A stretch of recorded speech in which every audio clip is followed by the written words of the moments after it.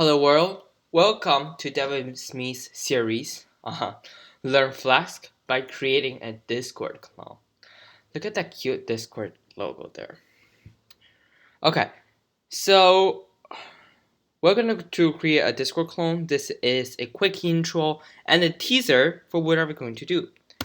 So just in case you don't know what is Discord is a live chatting app. Means you don't need to refresh in order to receive a new message.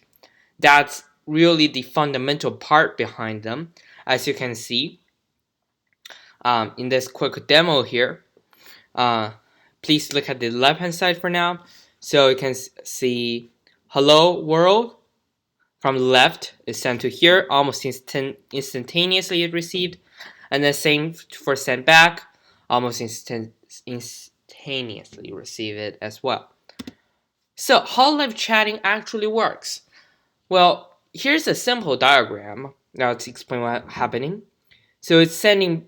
So you are in front end. So we're using front end to send message to back end, and then back end send information from back end, display the messages dynamically.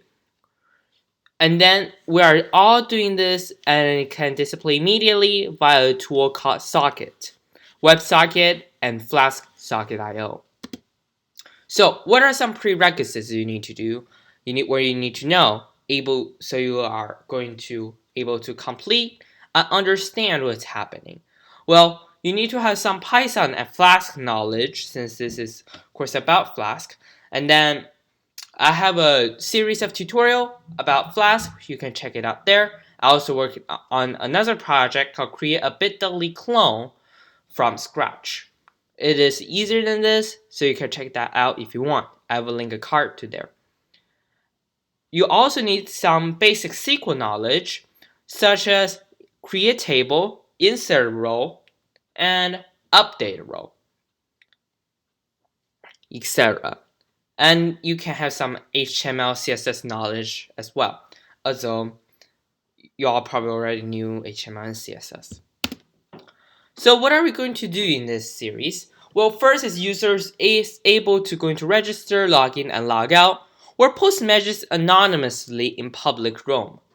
Second, a registered user able to create a room and determine this room can be either a public room or an unlisted room. Sorry, it should be an an unlisted room which need password, where a private room need owner's manual invitation. User could send message live with each other in a room using markdown formatting.